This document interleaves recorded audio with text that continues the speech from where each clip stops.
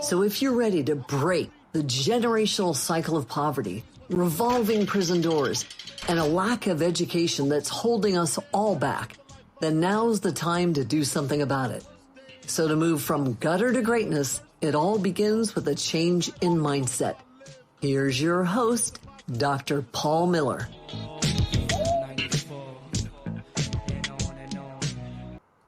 Hey, everybody. Welcome to another episode from the Gutter to Greatness.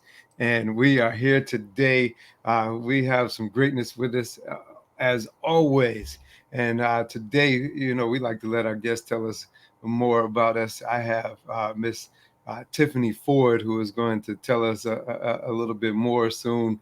But she is known as the business guru.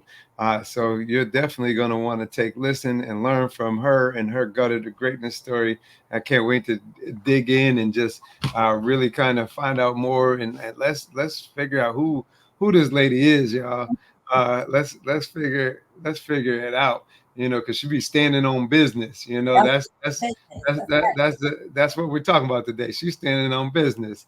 So we're going to see. And I know it's the right kind of ethical business. And so maybe there's a way or opportunity that some of our young female listeners out there can learn from Tiffany as well. So Tiffany, we always start with and always ask this question. Tell me, what do you do currently and why should anybody care? Oh, wow. Okay. Yes. Hi, everybody. My name is Tiffany. Last name Tiffany Ford. I am currently a childcare facility provider. Actually, I do a lot of things, but my main source of income is childcare. I've been providing childcare for over 15 years. I currently operate 4 different facilities in the city of Philadelphia. I also have a performing arts academy just based upon my passion. I have a passion for the arts, so I decided to take that gift and give it back and open a performing arts academy. And I also do some business consulting, some real estate investment. So I'm somebody that you should listen to. I got the tools. I got the juice. Okay, so kind of just wondering where did the tools come from? Because I know no one starts with the tools, No. And so how did these tools develop? Honestly, I've always been really driven. I've always been one of those people that if I see something, I'm going to go get it. If I want it, I'm going to have it. So that mindset in itself probably just came from my parents and my family. Just not having nobody hold me back and saying, "Hey, you can't do this," even though sometimes people doubt you. But honestly, it's from within. That's just who I am. I'm a go-getter. I'm just one of those people that don't really need a whole lot of extrinsic motivation. I'm very internally motivated. So that's where the drive comes from. And then the tools that I needed in order to get to where I am today simply came from experience. Experience is the best teacher. I'm a person that is not afraid to make mistakes. I will make a mistake just so that I can learn the right way. And that has gotten me to where I need to be. Yeah, because I think it's definitely big accomplishments to open childcare facilities. There's a lot of strict requirements, and to do them well and provide high quality is absolutely something that is important, crucial, and necessary. But then it sounds like you've veered off into other ventures as well, and grown this experience over the years. Like the academy that you had, the Academy for the Arts. Help me to understand a little bit more as someone who operates school. So I always love to hear more about that. What was that like? So before I ask any of that stuff, like what was your artistic talent? Were you singing, dancing, musician? I'm a dancer. Once a dancer, always a dancer. I am a dancer. And that passion, again, just came from childhood and being exposed to different things. My mother wasn't necessarily a arts fanatic. However, I had an interest in it and she allowed me to pursue that growing up.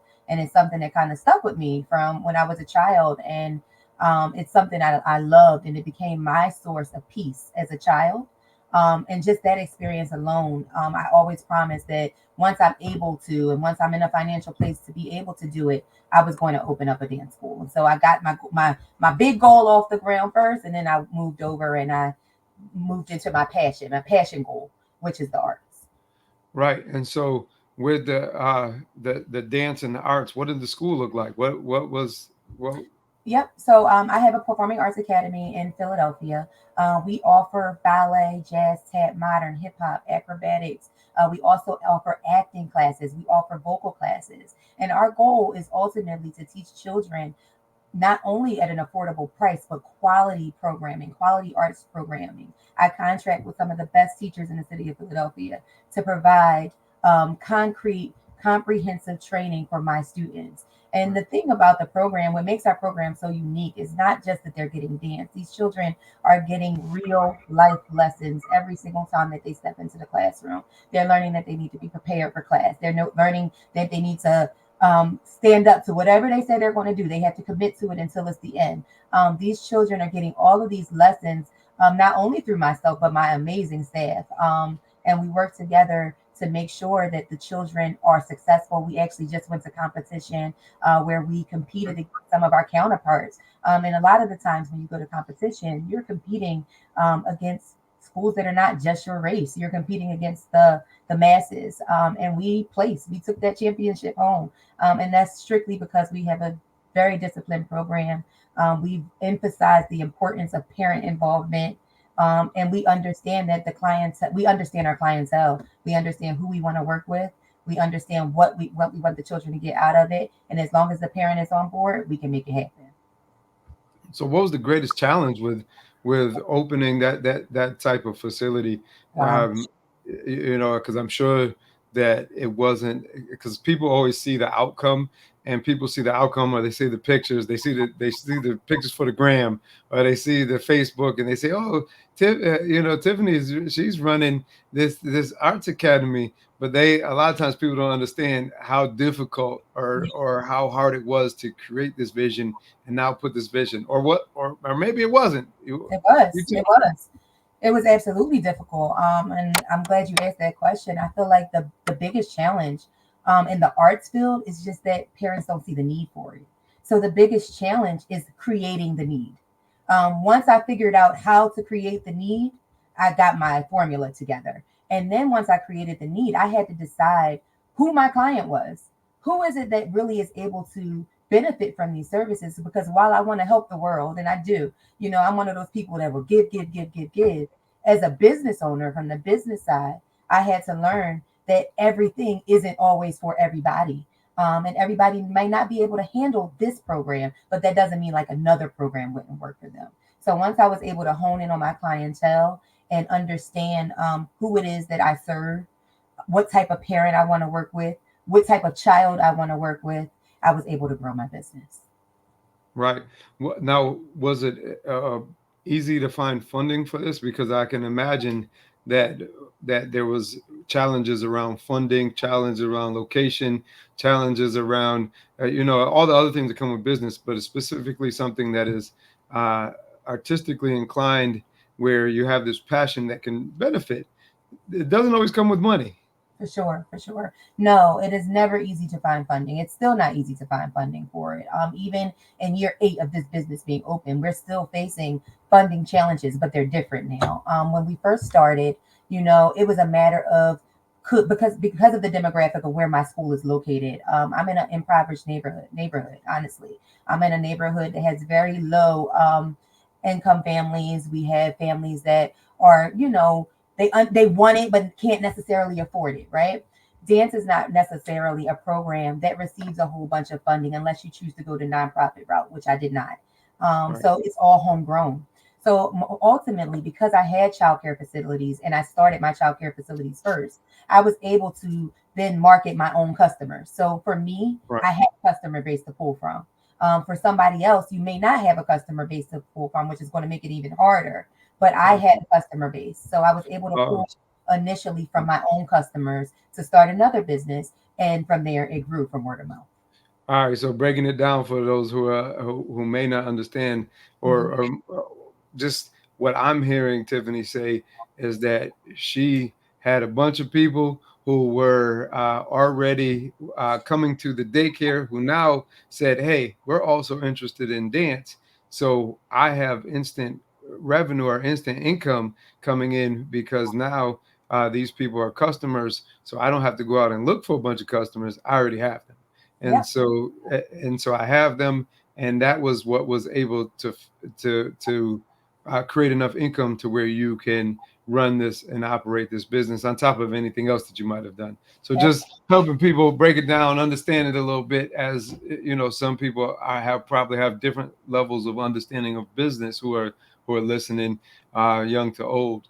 And so, but I know, Tiffany, you ain't again, start here, so I know you told me that you grew up in Philly, and I know Philly can be a rough city. So how did little Tiffany grow up? What was that like, and what's kind of the backstory to yeah. Tiffany, like your home life, just from the time you were young. Okay. All right. So when I grew up in a family of three. I had a mother and I had my father. I was blessed enough to have parents that stayed together throughout my childhood. Thank God. But that doesn't mean that it was peaches and cream. I did have parents that were educated. I did have parents that went to school, understood the value of education. But just like every black family, money, poverty, we were still in that same system. It's not easy. It's not easy for parents to take care of three children in today's society. It just isn't, period. So we had those basic financial struggles that pretty much every other Philadelphia family had back then. However, my benefit for me, what worked for me, was that I had a family that really stood behind me.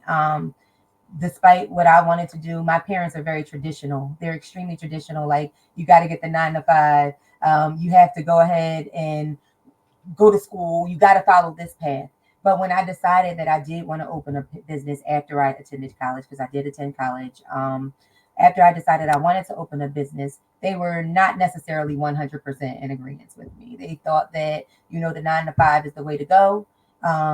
Opening a business was that, you know what I mean? You're not going to be successful. I had all of that. I had the naysayers in my family at that point. But once I actually did it and they just said, go ahead and do it, we'll support you. It took years for them to get there. Once they said, go ahead and do it, I did it and I stepped out on faith. I had no money. I had no capital.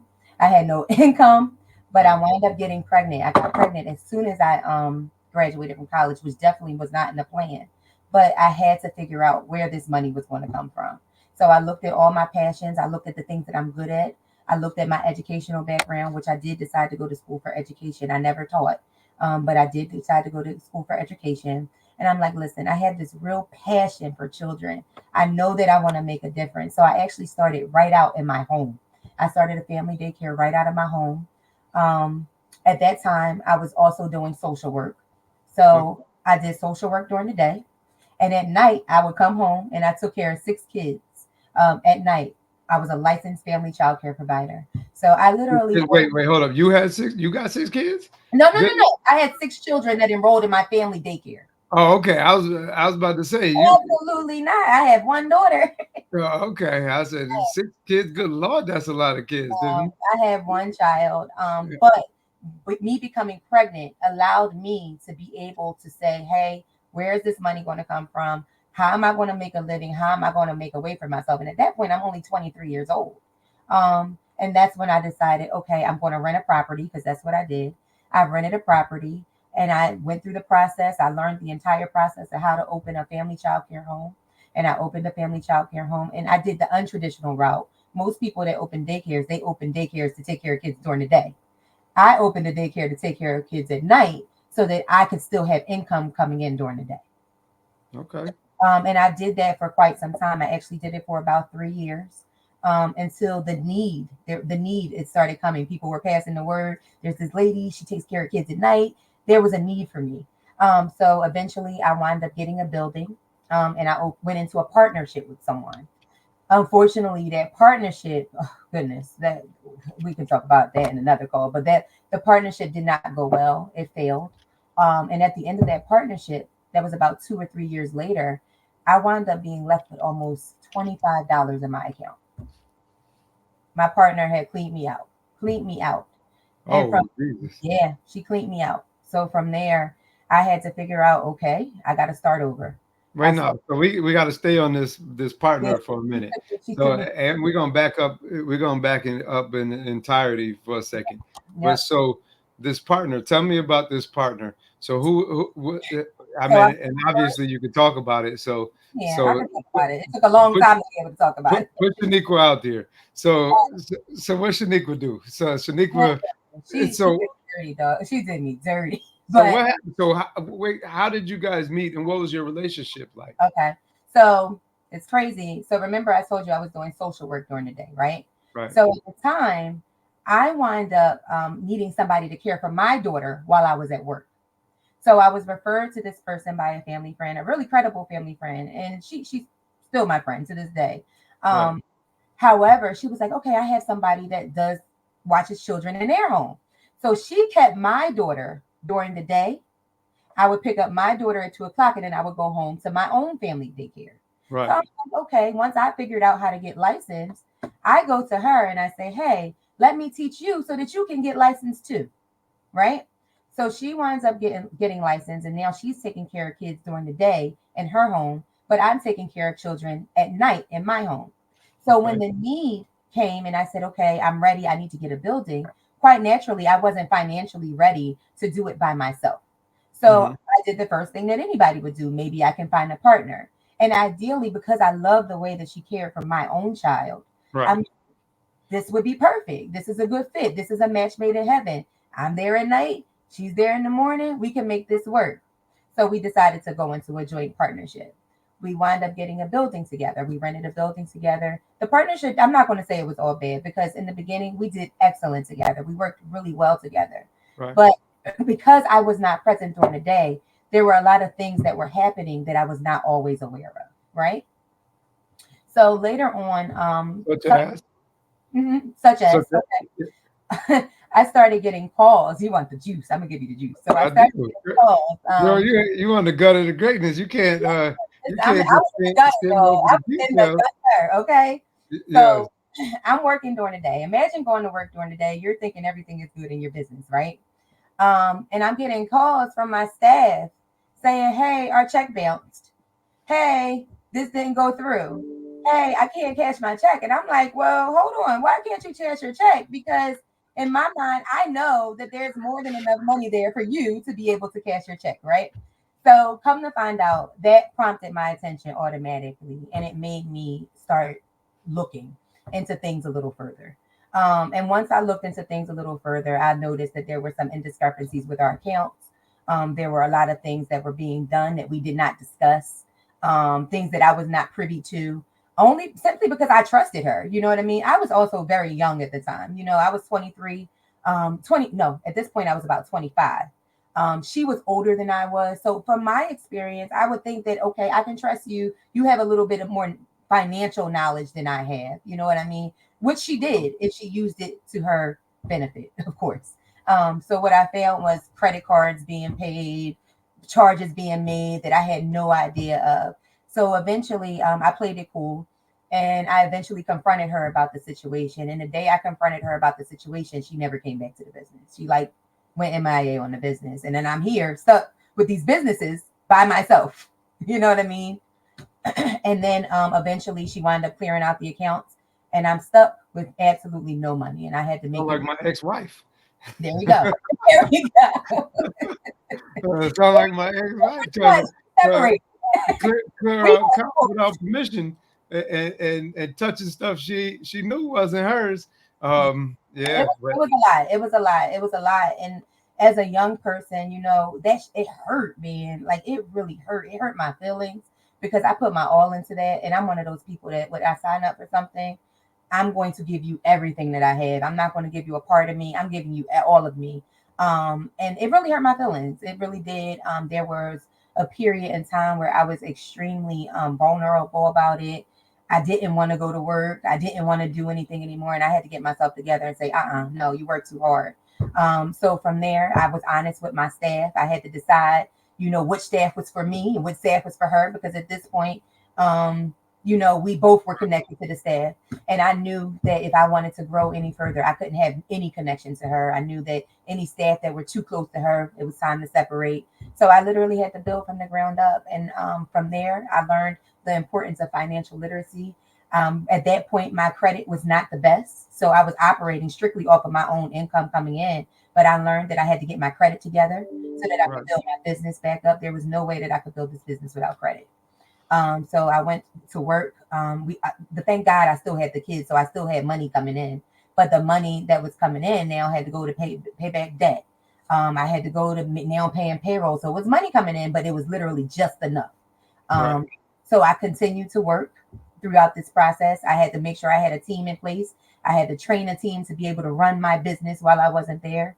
And then when I got financially able, and I was at the point that was about 5 years in at this point, I was able to quit my job and say, I'm good. I can focus on that. And as soon as I focused on that and I put my job to the side, my business went through the roof because now my attention is 100% here. Right. And so it sounds like you probably learned a lot of lessons. It sounds like you went through some hurt, you went some pain. Yeah. Just going back to little Tiffany when you were young, what were some of the what was some of the gutters or the struggles that Yeah. you went through as a youth that potentially might have transferred to some of your adult experiences? For sure. I didn't always have like the best relationship with my father growing up. There were some household things happening in my home, although I had again very educated parents, right? They were working parents. My mother was a school teacher, my father was a probation officer, and he was extremely strict. He had his way of living that I didn't always agree with. Some of his ways of parenting I didn't always agree with. Um, but that alone, that was definitely a struggle for me. I had to get through that adversity with my father. We had to really come to heads with that so that I could grow because I realized that as I was growing up in my business, I was holding on to a lot of that baggage that I had from when I was younger. Just the constant bickering with my father, the back and forth about, I'm very free minded, I'm very free spirited, and he's like, no, you think this way. So I had to fight that. And from that alone, those lessons that I learned from just dealing with him has taught me a lot about people. That people are going to be people, regardless of who they are. We just have to learn how to navigate them. Right. What do you think? Because it sounds like and I can understand deeply because I didn't have the best issue with my biological father. My stepfather was addicted to drugs. My Yeah, real father was addicted to drugs yeah, and was never really in my life. We're good now as adults, but it definitely caused me some trauma, caused me some that's issues. that trauma. What do you think? Having issues with your father, what were the internal struggles like? What type of issues did that cause for you that actually manifested on the outside? Is it, it could be a multitude of things, but I what did think it cause for you? trust. I have a lot of trust issues. I had a lot of trust issues just because, you're my father. I'm supposed to trust you. You know what I mean? I'm supposed to be able to come to you and know that you're going to protect me and have my best interest at heart, not your own best interest. So from there, I just had a lot of trust issues, even with like in my own personal relationships. It takes a lot for me to let my guard down, even still to this day, just because of those experiences when I was a child. However, by being self aware, getting some therapy, talking to people, understanding that just because that happened to you, it does not define the relationships that you have to have in the future. All of that, I had to come to grips with. And once I came to grips with it, I was able to grow and manifest and be okay. Did those trust issues cause you to? Did it cause did it hurt your business? Did it hurt your personal life? Yeah, And sure. and if so, what did how? Yeah. Let's talk about the business first. I feel like one of the biggest things that I've had in my business was because I have so much going on, even to this day. Um, Delegation is very, very, very important when you're operating a business, especially when you're building a team. And sometimes, because of those trust issues that I've had from, being a child, a wounded child, you could say that, even though I had an awesome family, there still are some emotional trauma there. Those trust issues often carry over to my business where it's hard to say I need help. It's hard to say, hey, I can trust you with this task. Sometimes I still go through that and I have to go back and question myself and say, nope, you're doing it again. Trust them. They can handle it. You know what I mean? They have your best interest. They have your back. They're saying they're here for you. So yeah, it's definitely affected me in the growing process of my business. Thank God, 15 years later, I know how to navigate that. But as a new business owner, It was crazy. I was running around like a chicken with my head cut off. You know what I mean? Simply because I could not trust. So that's part of that. And then personally, even with relationships, I'm gonna be very transparent. I'm literally going through a separation right now. Simply because of those same issues, just not being able to trust, not all me, but that is one of my issues. That is one of my transparent moments. Sometimes it's hard for me to trust that you have my back, and I need to see it. I need to feel it. I need to touch it. I need to understand that in order for me to be comfortable and secure in my space. And do you think that trust has created a certain type of mindset for you? And Absolutely. describe what that mindset has been. And then was there a pivotal point where you have been working through to try to transition out of that mindset, and what did that look like? Yeah. I would say in the past, that trust has definitely been. Whew, this is a tough conversation. That trust. This is a therapeutic conversation. I think. Yeah, it gets deep on here. Yeah, I think that trust definitely keeps the block up and it guards. I'm very guarded when it comes to building relationships with people. Like I really have to. I'm one of those people that need to. I want to see what's in front of me. I don't want to have to guess. Like I want to see all of you and not have to guess. And I know that sometimes people don't show all of them. So because people don't show all of them, it affects the relationship that I have with them, if that makes sense. Hmm. Now I've had the pivotal moments where I realize that that's not beneficial to me. I need people in my business. I have a childcare facility. Right. There's no way in the world that I can care for over 200 children by myself. So I Right. have to let that guard down in order to be successful. And it's been a challenge. It has been a challenge, but I really feel like at this point, I'm doing it. I'm not going to say I'm 100% there. That would be false, but I am doing it. I'm very self aware of my issues. And because I'm self aware of my issues, I'm able to check myself when I see that I'm in that space. I have to commend you because you're at least working on it, right? And you've worked to improve, and it sounds like your life has improved as some of those issues have improved. And even though you may be going through a separation, I'm sure there's good reason, and there's things that in a relationship there's always two people who play parts in it for different reasons, and but it sounds like you're at least willing to self reflect and willing to address and grow from the things that you may have done or caused, and try not to transition those into your new ventures or your new relationships. And so that's an opportunity, and I hope that you continue to take this healing journey and this healing path that it sounds like that you're on, and it sounds like you'll continue to thrive as you're doing it. So again, props to you for taking the journey and being open to it.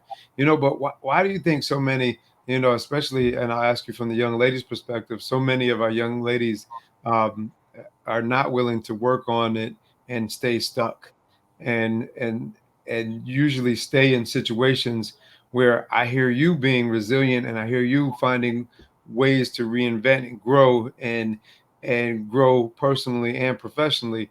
But of a lot of girls who look like you, uh, Yes. there's a lot of them out there that aren't Mhm. willing to make that transition. Why do you think they stay stuck? Honestly, I'm gonna be completely honest. I think you are the company you keep. I think that a lot of the times we don't put ourselves in the right places. We don't put ourselves with the right people. A lot of my reflection comes from the accountability that my friends hold me to. I have a friend group that is super, super, super supportive. We hold each other accountable. You know what I mean? And sometimes it's just a matter of putting yourself in a place with people who are going to be honest with you. Mhm. People that are going to tell you, no, that way of thinking is not right. You should think this way. And because of that, we find a lot of young ladies that have this crab in a barrel mentality simply because they had the wrong people around them. Right, And I am a person that believes I'm going to put myself in a space with the people that I want to be like versus the people I don't want to be like. I'm very aware of right. that. And I have a very serious no tolerance policy for people who don't look like that. And it's not that I can't deal with you because I understand people. You know what I mean? But in my own personal space, I create those boundaries where this is who I want in my personal space. And I'm very adamant about keeping those people in my personal space. That doesn't mean we can't work together professionally, but personally, I need this group of people around me so that I can thrive. And I do believe that if some of our young ladies took the time to really assess their friend groups, then we would have some different scenarios here. We would have some different scenarios because we wouldn't have girls telling girls that it's okay to do this when they know that it's not right. We would have people holding each other accountable, and that accountability counts for everything. Right. No, I definitely agree. I also think it comes down to values within our society and the values of our society, and not to speak for young ladies, but for young ladies and for young men, often the values have gotten very loose. And what is continuously seen and is often reminiscent of things that are identifiably not necessarily always wholesome, would I say? Exactly. And and this is not to judge anybody, because I'm all, it's interesting. So I wrote an article some time back, and the article was titled, and I think the article's still up, but it's on through my website, urbaneeducation.com, right? And so the article was called Megan versus Cicely, or Cicely versus Meg, right? Cicely Tyson versus Meg the Stallion. Oh wow. and, and so that basic premise is that a lot of our young girls want to be like Meg. And now, don't get me wrong, Megan is attractive. She's super intelligent, right? But she sells a product, and her product is, for a lack of a better term, is a lot to do with her ass. Right, right. And she sells, and when I say that literally and figuratively, it has a lot to do with her behind.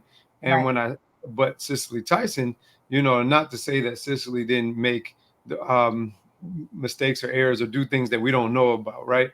And there was a different social media context and all this other stuff that it wasn't around then. But the way that she was always portrayed was very like a very high quality, high moral, high fabric, that wasn't going to do certain roles, going to do certain things, and Exactly. would only present herself a certain way. And girl, I got tore up for this article. So it actually went viral. So this guy has shared it. I think it had almost like 100,000 comments, like most Mm. comments I've ever had, because Wow. people, Wow. but most of them were beating me up, and then they get personal because I guess I offended, and I didn't say anything disrespectful in this article, but I offended the ideology, I guess. And I have no problem with a woman, or specifically a black woman, being in touch with her sexuality. Like, Right. knock yourself up, girl. Get it how Right. you get it, right? Right. Right. But Right. Right. what You I do. do You do. have a problem with is when a little girl, that the thing that she identifies with and sees, and the first thing that she sees is not all the good that you do, and she hears, but she hears about your WAP, you Oh, know, yep. Yep. and so, and that's where it came in. And I got a lot of like, well, you're not a woman, so you can't tell a woman what to do with it, and you can't do this and do that. Now, I have two daughters, right? I have a son and I have two daughters, and my thing is, I would love for my daughters and my son, but just speaking about young ladies right now, I want them to represent and grow up a certain way and be taken seriously, but also represent in a way that is going to put them at the forefront based off of their intelligence and what they bring to the to the arena, versus what they can sexually offer. And that mindset of sexually offering is, that to me, that goes back to a slave mentality, Indeed. where the black woman was often sexualized and just used as child rearing. And again, I'm not telling what a black woman what she can and can't do with her body. What I am saying is that lead with something else first, especially when it comes to little kids. I Yeah. know what, and so it sounds like that's in essence what you're saying is put the right people around you, Put the right people create in the right spaces, and the right friend group, because at the end of the day, you are the company that you keep. right. And they say, when you put positive people around you, you're the way you think is how you act. The way you act is what you attract, and That's you're it. going to attract the right things. On top of, you got to make their own decision. Now, girl, I know you got that one friend that tell you the wrong thing to do. Oh, Don't. oh yeah, I do. Of course, everybody got that one friend. Okay, You have to all tell right, them. don't act like that, because You I know can you got the one friend that always tell you the opposite of right, and that tell you absolutely And then I tell them, you're crazy. We're going to keep it moving. And they laugh. You know what I mean? You just have that understanding. Like, I know who you are. You know who I am. And we're going to keep it moving. You know what I mean? Right, But right, I want to just touch on something you just said. One thing right, you said to me that really stood out was just, putting the people around you. But I think it's really important. And this is why I went into education as well initially, that educators understand how much of a role that they play in making sure that our young ladies understand what it means to be a young lady. A lot of the times, we have educators. I watch it every day. I go to schools sometimes and I pick up kids and I see our teachers just beating down our girls like, you shouldn't be doing this. You shouldn't be doing that. No, no, no, no, no, no, no, no, no, no. But they don't take that opportunity to actually talk to them and show them as a young lady, because it's not just about what you're learning in school. We're learning life skills as well in school. We aren't showing them appropriate conflict resolution. All that social emotional development is so important from our teachers, because a lot of the times our children are not getting that at home, especially the demographic of people that I work with. I'm very much aware that at home somebody might not be telling you this, but when you're with me, I'm going to be the person that shares that with you. I'm going to be the person that shows you how a young lady conducts themselves. And hopefully something that I teach you will stick and it'll carry you throughout the rest of your life. Those experiences are so, so important. And I just hope that the adults understand the impact that they have on our youth, man. They are watching. And it's unfortunate that the only thing that sometimes our youth see is what's on social media. You know what I mean? Instead of what's right in front of them. right. Now, as this big boss woman, Mm-hmm. and who is now doing her thing, when are you most vulnerable? Mm. When am I most vulnerable? I feel like I'm most vulnerable when I'm alone, and I'm gonna tell you why. A lot of the times when you've reached a certain level of success, and I am by no means rich, I will say that, but mentally, I've reached a certain point in my thinking where it leaves you often isolated. You know what I mean? Because everybody hasn't had the same experiences that I've had. They don't understand the struggles that I've been through to think the way that I think. So sometimes it is hard to find someone or a group of people. Thank God that I do have friends, but even with them, they still haven't had all of my experiences, and it leaves you isolated and it leaves you lonely. And in that place, I'm looking like, dang, I wish I could, talk to this person about it, but they won't understand because they haven't been there. So yeah, there is a lot of isolation being on the top. That's a real thing. I know people say it, but I experience that every single day. So Right. So, how have you been able to deal with this, and what were you taught as a Black woman about showing your emotions, mm, and especially in business? mm, So, what have you learned about that from that mm. perspective? Um, what I was taught about showing my emotions is you don't do it. And that came from my parents. My parents were just those type of people that, while again, I'm always going to commend my parents because I think they did a fabulous job with me and my sisters. But that mindset that they had was get over it, stop crying, don't do this. You're not supposed to show emotion. You're just supposed to do what I say. You know what I mean? So that's how I was raised. However, as an adult, I've learned that because that happened to me when I was younger, as a young adult, and I had the freedom to say what I want. Sometimes I would lash out and I just say whatever I feel like saying. When I Mhm. feel like saying, who I felt like saying, because now I don't have mommy and daddy here to tell me you can't do that, right? But as a business owner, I've learned that you cannot get anywhere like that. It doesn't mean that you can't show your emotions and you can't say how you're feeling, but it's all about your delivery. It's all about when you choose to say it. Timing is everything. Um, and you're heard. You're heard when you're calm. You're heard when you're not ramping. You're not heard when you're not griping. You want to always. I've learned that it's best to also be able to be solution focused. If I have a gripe, I'm also coming with a solution. And so these are all the things that I've learned along the way. It's interesting. Again, I made me think of an experience with a young lady I know. She's probably about 23, 24, young lady, beautiful young lady, intelligent. I believe she's a nurse. Mm, And when I say all of this, just understanding kind of the background story, I think she grew up a little bit rough. I think she mm, had some issues with dad and mm, some other things like that. But also, I believe that um, she really believes that she doesn't want to lose her authenticity of where she grew up and how she grew up. And so she's one that doesn't ever, uh, so she doesn't adapt to the situation that she's in. So she doesn't code switch in essence. And so Right. she will even say to someone, I've heard her say, like, oh, that's corny when they do that, or that's corny, or doesn't adapt to situations. I'm going to always say what I think and how she says it. And then dealing with folks in all of different levels of business or different levels of her life, the personal or professional, that tone or registry never switched where I heard you say, you know what, I had to learn this. I climb levels of success that I have to filter, and I have to change some of the ways that I think or thought, and I have to be able to present it in a way that will conduct business so I can stand on business, because standing on business means something entirely different Totally based different. off of your mentality and your mindset. If we go in the hood, standing on business means that you ready and you about it, right? And you about to Right. get it in, Right. versus Right. standing on business as as we mature and have a different mindset, is that you are really handling and you are maneuvering your businesses towards success, and you're helping other people be successful as well, and you're running a ultimately successful. So two Mhm. very different definitions for the same terms, but I don't think this young lady gets that.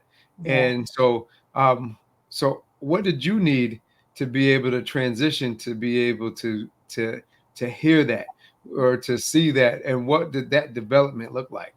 Mm. As I said earlier, experience. When you get, well, first of all, a lot of the times, because I am a female working in business. A lot of the times when I'm dealing with my contractors, my funders, especially for the childcare facility, people that are going to contract with me to provide services with me, 9 times out of 10, they're men. I'm Right. dealing with men. And I had to learn, that men in particular, and I'm speaking about men, and you can correct me if I'm wrong. I learned that men really don't deal well with a whole lot of yapping. They don't. And I had to change my tone, and I had to change my approach. And once I changed my approach, I realized that I got more out of the deal. I really did. I got more out of the deal. People wanted to work for me. They wanted to work with me, simply because I'm able to communicate without all the emotion. And as a business owner, you have to learn to turn the emotion off and really think about what's best for your business. And every single day, I'm faced with those decisions. I might feel this way about this sad person, but I know that I need this person. So I have to approach them in a way that makes sense for them, but it's also Right. allowing my point to be heard. What do you think you needed to heal to be able to get there and to do that? Mm. Well, I think time is definitely one of those things. Right. Time is one of those things. Having open conversations like this definitely creates healing. Um, Therapy is definitely a thing, for that most Black people honestly need to endure. We need to experience it. We need to talk it out. We need to hear it from somebody else. And experiences, those things are all that it took for me to get there. Most importantly, talking, hearing. Sometimes when you hear the things that you say versus the things that you're thinking, you're like, wait, I said that. That doesn't Right. seem, you know what I mean. Especially when you hear it. So those things really definitely put me to where I am, or got me to where I am. And was there something you needed to stop doing stop limiting your potential? And if so, what was that? Yes. So I was raised to be extremely humble. Um, I'm one of those people that are scared to talk about what they do. Scared to say, "Oh, I can do this. This is what I can do." And I was playing it safe for a long time. You know what I mean? I knew that I could do anything that I put my mind to, but you're fearful of stepping on the person next to you, or you're fearful that the person next to you won't like you if you get further ahead. I had to let that fear go. I had to let that anxiety go, because it was stopping me from achieving everything that I'm capable of. Simply because, and I think you said this earlier, I'm scared of leaving the people behind. I had to learn that when you're growing, everybody cannot go with you. It's okay. And unfortunately, they may not understand why you're making the choices that you're making. But as long as you understand it and you have a purpose for why you're doing what you're doing, that doesn't mean just kick everybody to the curb. That doesn't mean that. It's very important to be vulnerable and communicate your needs to people so that they understand the decisions that you're making, especially in growth. Listen, this relationship may have run its course, you know what I mean? But I have to move on. We can separate, we can still go both our ways, and we can still benefit. But this right here, it may be time to cut the line. You have to know when it's time to draw the line with people. You absolutely have to. Gotcha. And as you started to progress and you started to do all these things to work towards healing, and you've been successful, what was the process like to actually scale towards four child care centers and also real estate? You know, the arts performance academy. You know, and to do all these things. What did that scaling process look like? So initially, I didn't have a process, but now that I do have one, it looks much like this. So I never start a new venture. I never start a new venture until the one that I'm working on is able to afloat by itself. That's just my rule of thumb. If this business isn't bringing me profit for a certain amount of time, I'm going to say usually if I'm not seeing profit consistently for a period of 12 to 24 months, then I am not even considering a new venture because I don't want to be one of those people that are out here floating, not finishing what they started, going from this to this. I make sure that I am seeing a profit before I move along. I think we all have a bunch of ideas, and sometimes it's really hard to kind of hone in on one. You know what I mean? But it is important to see some growth in what you're doing before you start something else. Got you. And so what did it take to get to that growth though? Uh So huh. what did you have to do to get there? So you went from one to two to three to four based on your method. Yep. And so what did one to two look like? What did two to three look like? What did three to four? And Yep. what's next? So when I first started childcare, I definitely started out. I again remember I started with my own money. I never received a loan. I never received a cash. I am just fine. I can discipline myself to save, save, save, save, save. Right. So when I started out with my own personal savings. Once I got my personal savings, I always had another stream of income. That is the key. Never let your job go until you are ready. That's another part. A lot of the times we open businesses and we're trying to live off of that business. We're trying to live off of that business while it grows. It's not going to work. You have to make sure that you have another stream of income. Create Right. multiple streams for yourself so that your businesses can grow on their own without you touching them. And you have to be willing to discipline yourself mentally, not to use that funds for yourself until you are able to. And it is hard. It is hard. Trust me, I know it's hard because we need to live, we need money. But I would not say to anyone, do not open a business unless you have the time to do it. If you don't have the time to put into making another stream of income and opening a business, I don't suggest it. I just don't. Because what you're going to be doing is you're working to for what? Like you're literally working not to make a profit. The purpose of business is to make a profit. If you're not making a profit, your business may be operating, but it's not operating at its full potential. And that is the goal. So make sure that you always keep your stream of income. That is what did it for me. I always had another stream of income until I knew that I was absolutely ready. All right. So then you was ready. And then you Yep. had two. How'd Yep. you go to three?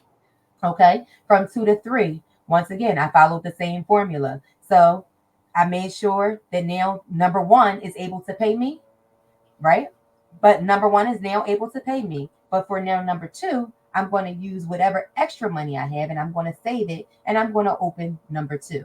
Now, number three, that's when I use business credit because now my credit is in line. I've gotten my financials together. I'm able to obtain business credit. I'm able to make sure that I can pay these bills on time. That capital was the start for my third venture. And then I followed the same process over. It's just a formula. Make sure you have income first, then once you have the income, you're going to go ahead and obtain the credit. And once you obtain the credit, you're going to grow. So how, if you were going to give advice, what would be the best way to tell someone who's listening how to get business credit and what did Yep. that process look like? Okay. So number one, when you're looking for business credit, they are going to require, in order for you to get real funding. Now that there are there are places and things that will give you a few $1,000s here, a few $1,000s there, and you can put it all together and do what you want with it, right? But in order for you to get real capital, it's really important that you're able to show a substantial profit for at least 2 years. Okay.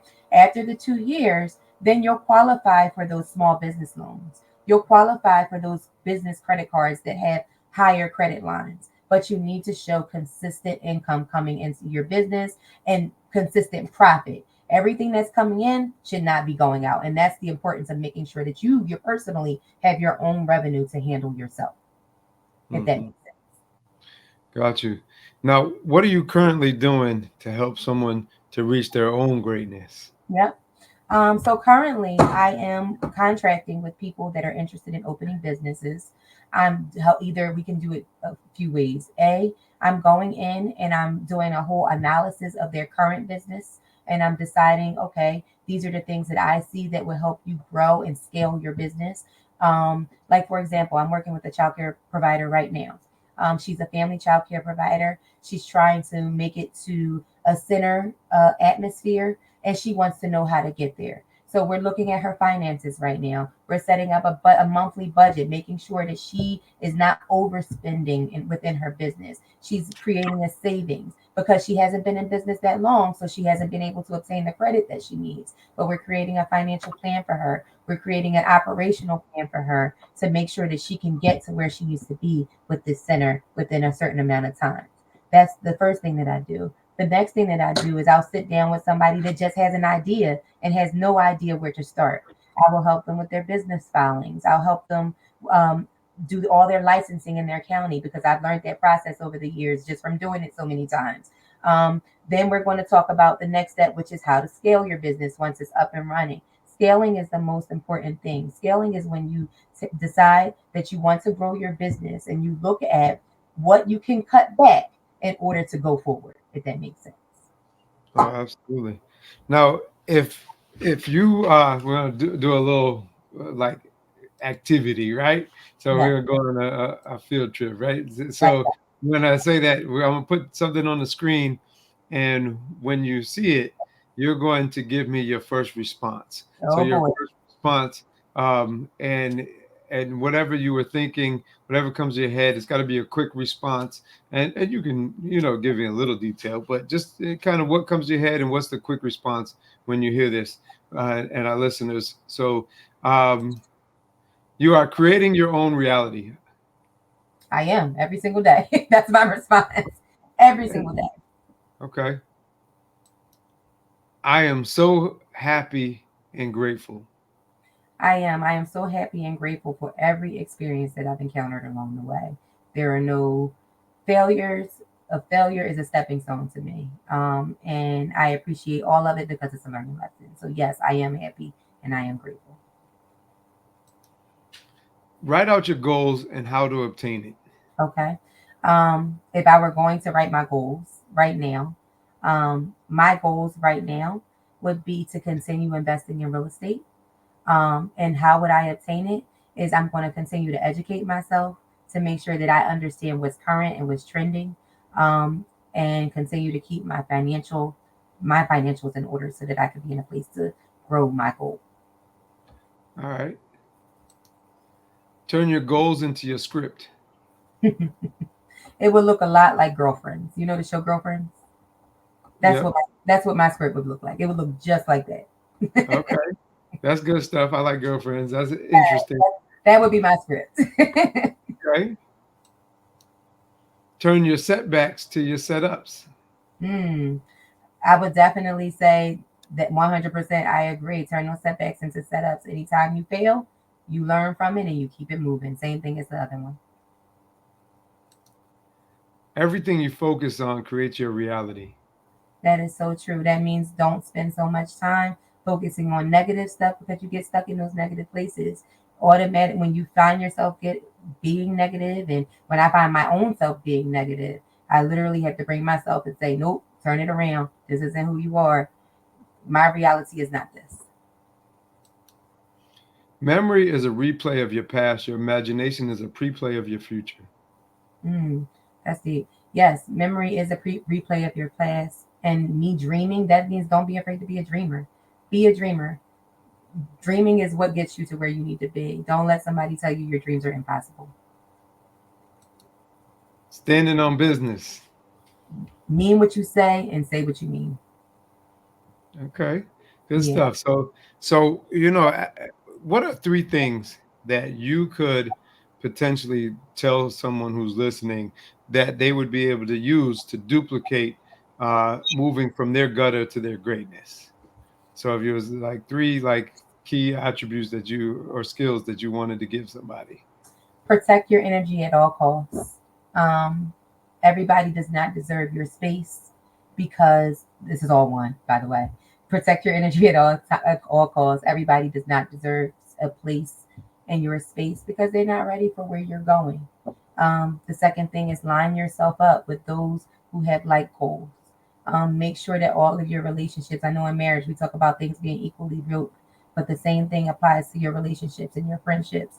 Make sure the people in your circle are going to places just like you are going. It doesn't have to be the same goal, but the mindset of goal chasing is there. And then the third thing is live in that moment of isolation. I know I said that sometimes it is lonely, but those moments are where those thoughts start to happen. Don't be afraid to let those thoughts wander when you are by yourself. No, I appreciate that. And I appreciate the jewels that you have dropped on everybody today. Do you have any updates of anything you got going on that you want to share? I do. So we talked a little bit about the Performing Arts Academy. We actually have a production coming up. Every year we do an end of the year production. We will be doing Matilda this year. Matilda Junior. It'll be June 29th. Sicklerville, New Jersey. We're going to be hosting it in Sicklerville this year. So if you're interested in coming out, you can visit us on our website, www.leadersandlegendspac.com, and you can grab your ticket. We also have a lot of exciting things coming up with our daycare. If you're interested in enrollment, reach out to me if you're in the Philly area. We're always taking new children. Have a wonderful team that is just totally devoted to our children. So if you're looking for quality childcare, hit me up. I got you. Got you. And as we kind of close out here, I want to thank Tiffany Ford for coming on today. It's definitely been a blessing, an opportunity, somebody to learn to listen to, someone who has been able to create her own reality of success. And what she shared it was from a lot of trials and tribulations. It was through trusting the process. It was through being able to fail and still fall, still fighting, and be successful regardless of whatever opportunities did or didn't come her way, regardless of whatever hurt that she went through. She worked on starting and trying to build healing and creating a reality of success for herself. One of the big things that she shared was making sure that she put the right people around herself, and that she continues to do that, because the people that are around you, you're just as good as them. And if you decide to not move in that direction, you have all kinds of negative influences that are just making it harder. So you're walking with more bricks in your book bag instead of someone lighting the load and supporting you. You're carrying a lot of the load because they're putting and pumping the wrong things into you. So, Tiffany discussed all of that and created just a lot for everybody to think about, y'all. So as always, we have been able to bring you another episode from the Gutter to Greatness. We want everybody to keep moving and standing on business. Check Tiffany out, Tiffany Ford. She's from Pennsylvania, in New Jersey, but she's leading and doing some great things in her community. And I can't wait to hear what's next for her and all the amazing things that she's going to continue to do. So keep standing on business, keep listening and watching from the Gutter to Greatness. Until next time, y'all, I want y'all to continue working to be greater later. And, we're out, and we're going to hit you with some more greatness next time. Indeed. Thank you so much. Thank you for being here, Tiffany.